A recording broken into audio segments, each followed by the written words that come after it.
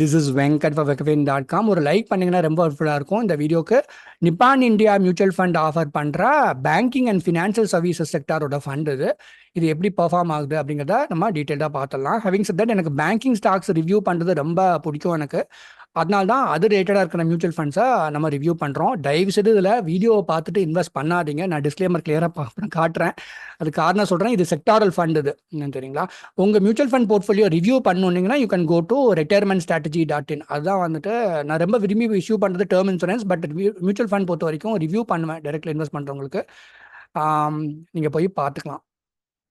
Okay, banking and financial services mutual ஃபண்டில் Nippon இந்தியாவோடது. This are my other works. Do not buy or invest in anything based on my video.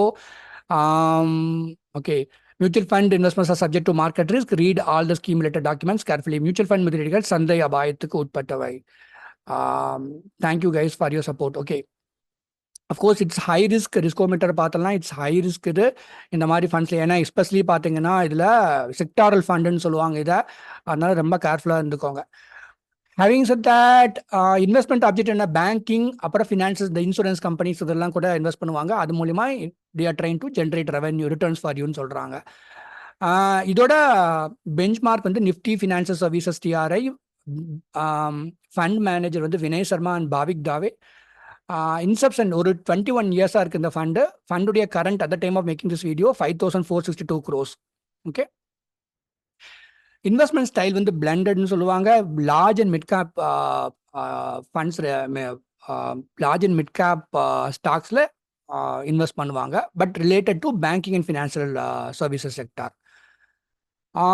Top 10 holdings கொஞ்சம் எப்படி இருக்குன்னு பார்த்துறோம் at the time of making this video. HDFC Bank, ICICI Bank, Axis Bank, State Bank of India, Kotak Mahindra Bank, Federal bank. இதில் பாருங்கள், எனக்கு என்ன ரொம்பவே பிடிக்காது அப்படின்னா லார்ஜ் கேப் ஃபண்ட் ஆகட்டும் இல்லாட்டி இந்த மாதிரி செக்டாரல் ஃபண்ட். அஃப்கோர்ஸ் இதில் வந்துட்டு ஹெச்டிஎஃப்சி பேங்க், ஐசிசி பேங்க்கு ஏன் இவ்வளோ வெயிட்டேஜ் கொடுக்குறாங்கன்னு தெரியல.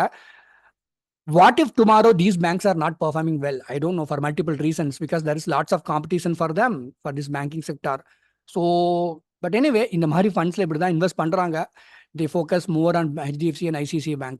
லார்ஜ் கேப் ஃபண்ட்ஸும் இப்படி தான் இருக்குது, exposure towards HDFC and ICICI.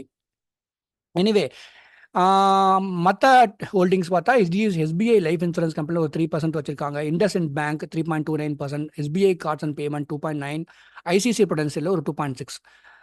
Further டீட்டெயில்டாக பார்ப்போம். நான் மற்ற சின்ன சின்ன ரேஷியோஸில் எவ்வளோ இன்வெஸ்ட் பண்ணியிருக்காங்க. Cholamandalam Holdings, Max Life, Power Financial Corporation, Bajaj Finance, LIC Housing இந்த மாதிரி இன்வெஸ்ட் பண்ணியிருக்கிறாங்க.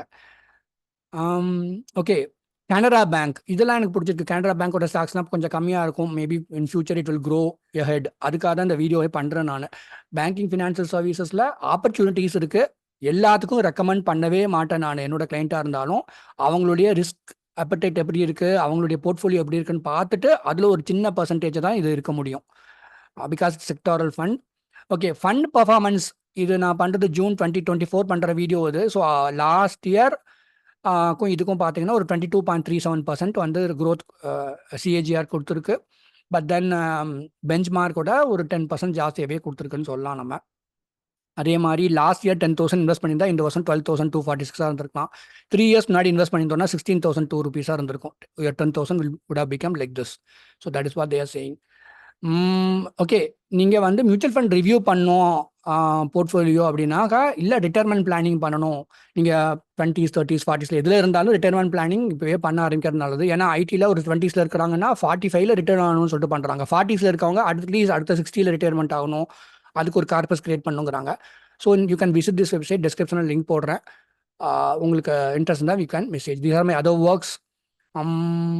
ஓகே, எல்லா நாடும் நல்லா இருக்கட்டும். So that economy will grow and we will also grow our investments.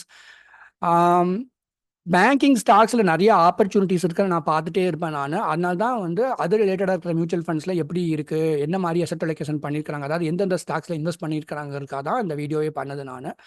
Thank you guys.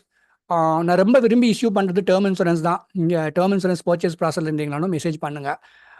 எல்லாத்துக்கும் எக்ஸ்க்ளூசிவ் வெப்சைட் பண்ணிட்டேன். So that you can get a clarity before even messaging me. Thank you so much. நல்லா இருங்க. Good luck to you.